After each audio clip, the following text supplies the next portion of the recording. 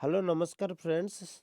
आज आम पढ़ा Indian history part 1 introduction of history and ancient India. ये जो एंसेंट इंडिया रो आमे आगे हिस्ट्री विषय किसी जानिबा तापर आम एंसेंट इंडिया माने विषय जानिबा।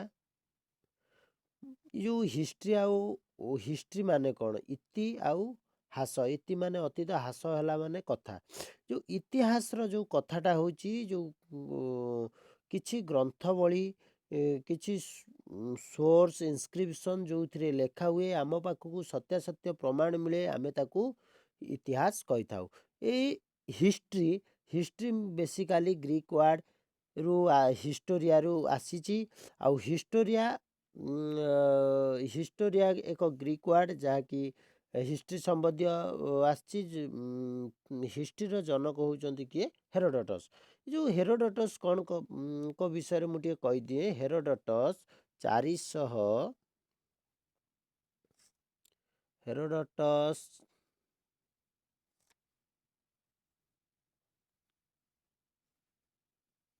हेरोडोटस 484 बीसी होची तांकर होची जन्म एवं मृत्यु होची केते 425 बीसी। जो 425 बीसी से कोडी जन्म ग्रहण करथिले हालिकर्नेसस इन पर्शियन एम्पायर। ये होची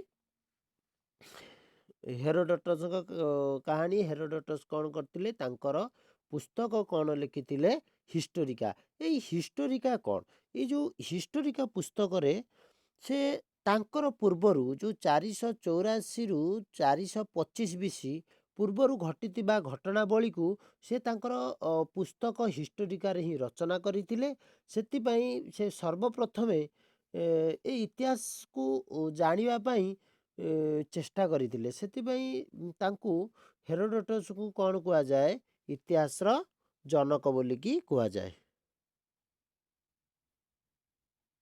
हेरोडोटस।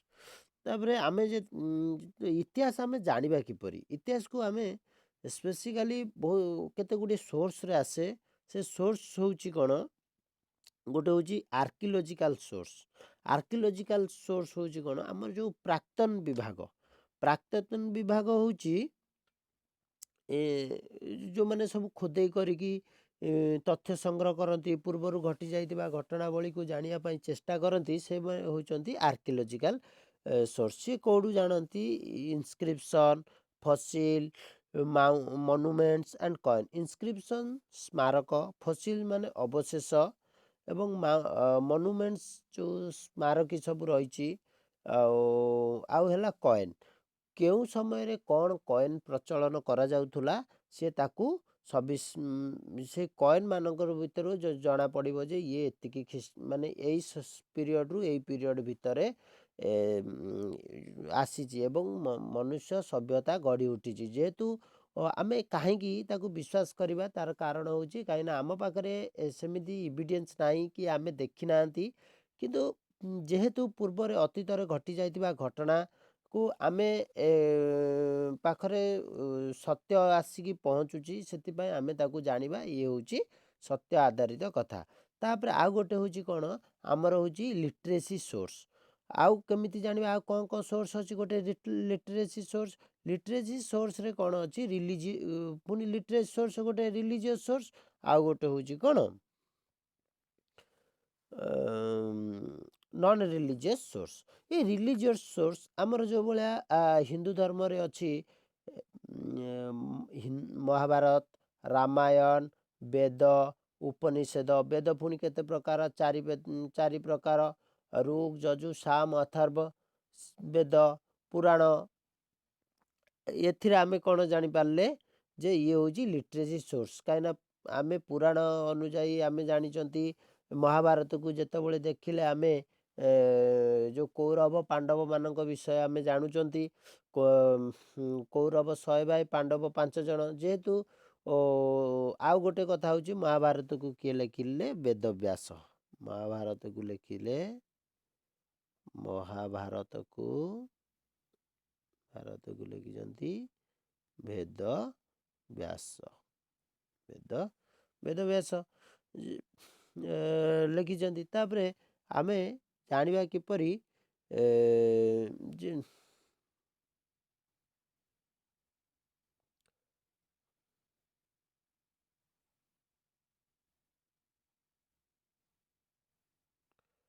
ଆମେ ଜାଣିବା କିପରି ନନ୍ ରିଲିଜିୟସ୍ ସୋର୍ସ। ଏଇ ଯେଉଁ ନନ୍ ରିଲିଜିୟସ୍ ସୋର୍ସ କ'ଣ, ଯେଉଁ ସୋର୍ସ ଆମ ପାଖରେ ରହିଛି, ଯେଉଁ ସୋର୍ସ କ'ଣ ରହିଛି, ଆଉ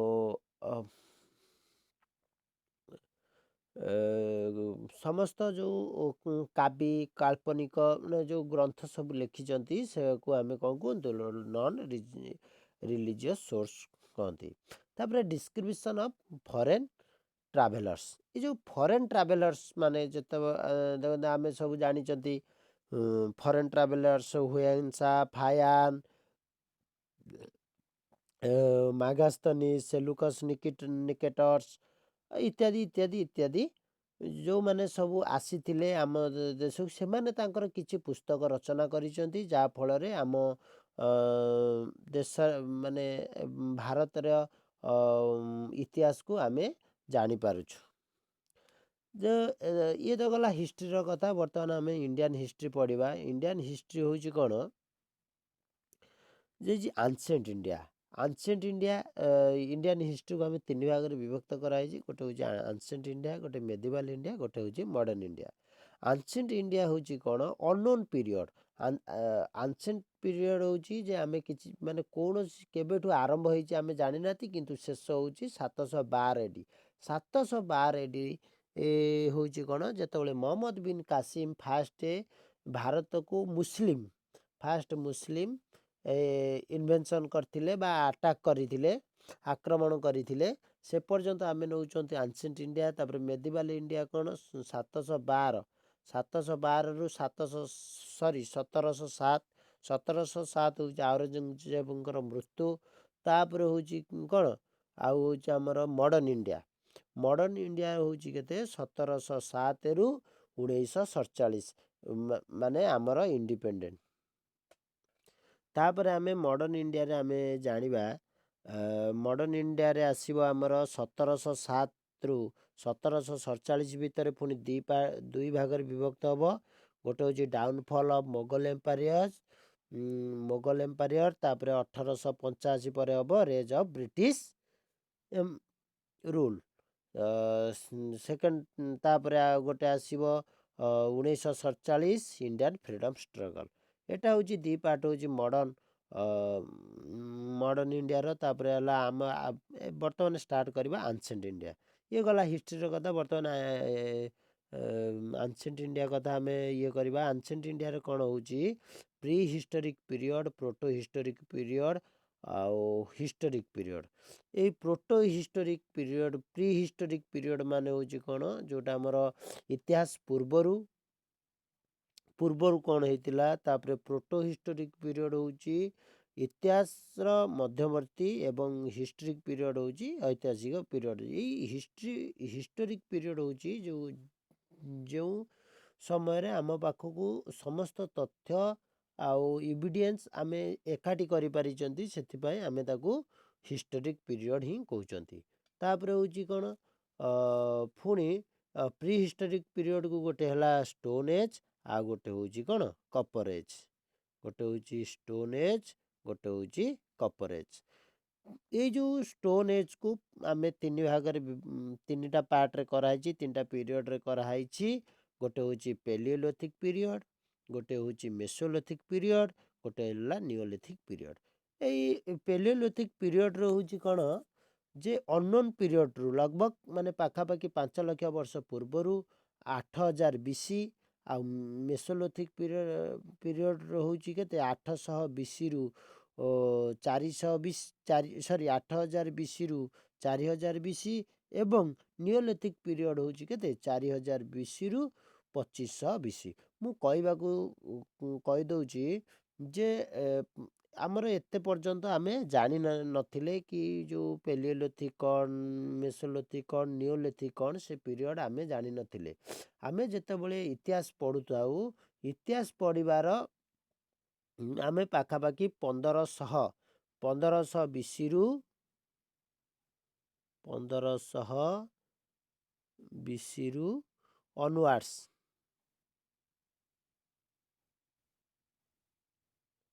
ଅନୱାର୍ଡ଼ସ୍ ଆମେ ଜାଣୁ। କିନ୍ତୁ ଯେତେବେଳେ ଲର୍ଡ଼ ଡେଲା ହେଉଛି 1853, ଆପଣ ଜାଣିଥିବେ 1853 ଫାଷ୍ଟ ବମ୍ବେ ଟୁ ଥାନେ ପର୍ଯ୍ୟନ୍ତ ରେଲୱେ କାର୍ଯ୍ୟ, ମାନେ ତାଙ୍କର ରୁଟ୍ 34 କିଲୋମିଟର ରେଲୱେ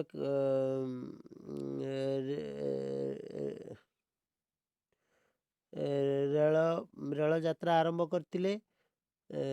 34 କିଲୋମିଟର ରେଳ ଯାତ୍ରା କରିଥିଲେ। କିନ୍ତୁ ତାପରେ ପରେ ଯେତେବେଳେ ଭାରତର ସବୁଆଡ଼କୁ ଆମର ଷ୍ଟାର୍ଟ କଲେ, ରେଳ ଚଳାଚଳ ଷ୍ଟାର୍ଟ କଲେ, ଧୀରେ ଧୀରେ ଏଇ ଯେଉଁ ଖନନ କାମ କରାଗଲା, ଖନନ କାମ କରାଯିବା ପରେ ସମସ୍ତ ଆମେ ଜାଣିଛନ୍ତି ରେଲୱେ କାମ କଲେ ସିଧା କାମ ଯାଏ। କିନ୍ତୁ ଏଇ ଯେଉଁ ଖନନ କାମ କଲା ପରେ ଯାହା ହେଲା କି ସେ ଯେଉଁ ସବୁ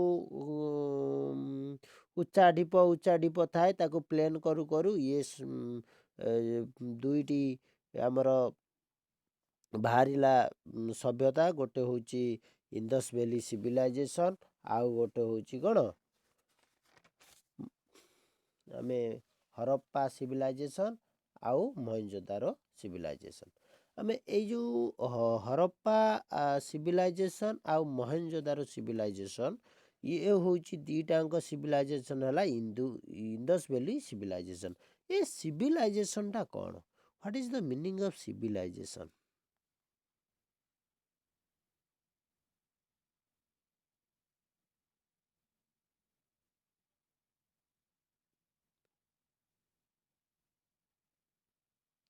ଏ ସିଭିଲାଇଜେସନ୍ର ମାନେ ହେଉଛି କ'ଣ, ଯେ ଏକା ଭଳିଆ ଏକା ପ୍ରକାରର ସେ ଏକା ସମୟରେ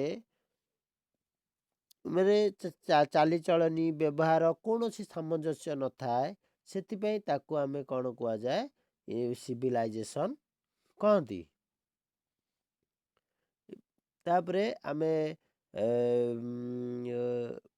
ସିଭିଲାଇଜେସନ୍ ସରିଲା। ସିଭିଲାଇଜେସନ୍ ପଢ଼ିଲା ପରେ ଆମେ ବେସିକାଲି ଯେଉଁ ଜିନିଷଟାକୁ ଆମେ ଏପର୍ଯ୍ୟନ୍ତ ମନେ ରଖିପାରୁନାହାନ୍ତି, ସେ ଜିନିଷଟା ମୁଁ ଆପଣଙ୍କୁ କହିଦେଉଛି। ଫାଷ୍ଟ ଆର୍କିଓଲଜର ବା archaeologist, who is the father of archaeologist in India? ଇଣ୍ଡିଆର ଫାଷ୍ଟ ଆର୍କିଓଲୋଜିଷ୍ଟ କିଏ ଥିଲେ? ଆଲେକଜାଣ୍ଡାର ଚେମିନ୍ସକମ୍। କିଏ ହେଲେ? ଆଲେକଜାଣ୍ଡାର ଚେମିନ୍ସକମ୍।